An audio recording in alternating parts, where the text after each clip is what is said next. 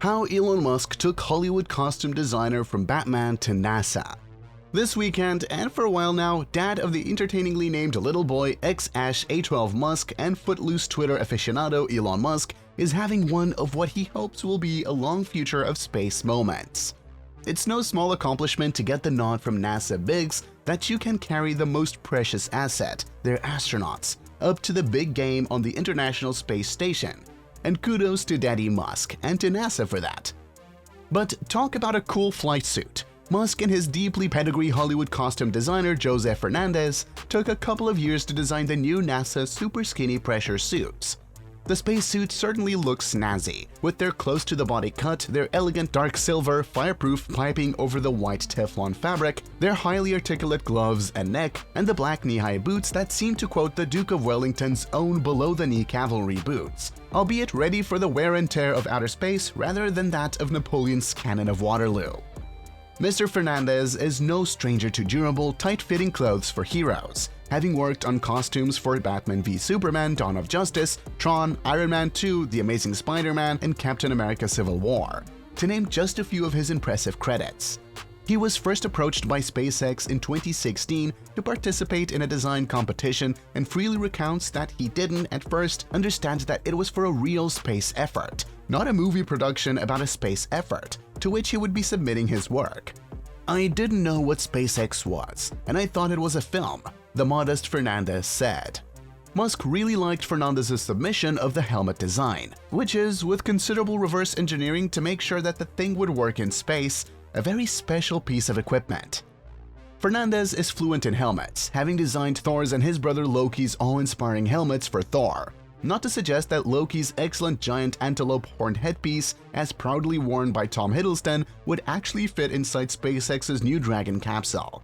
In his work on 2016's Batman v Superman: Dawn of Justice, one of Fernandez's signature accomplishments was that he was able to fashion a cowl so that Ben Affleck could turn his head.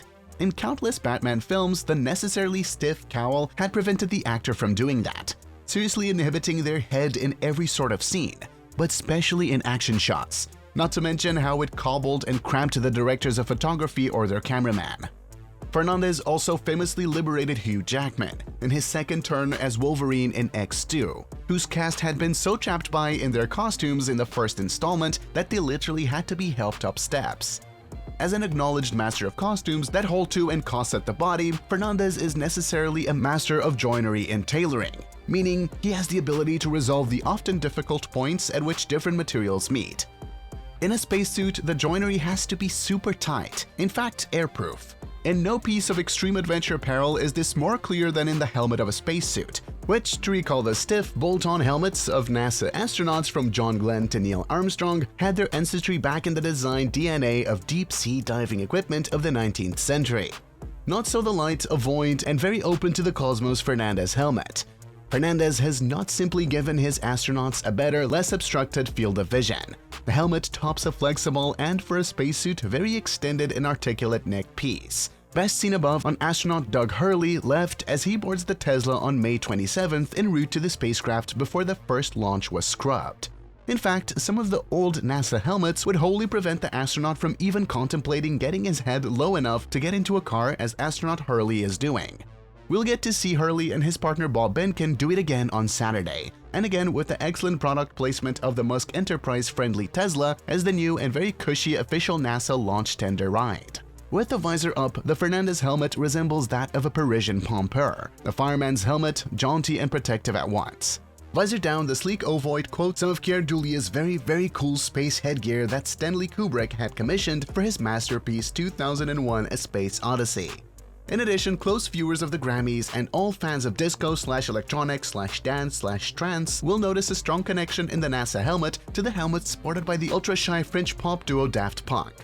This is no accident. It should be noted that Daft Punk has in fact commissioned the brilliant Fernandez for several pieces of their trademark Weird-O disc robot headgear.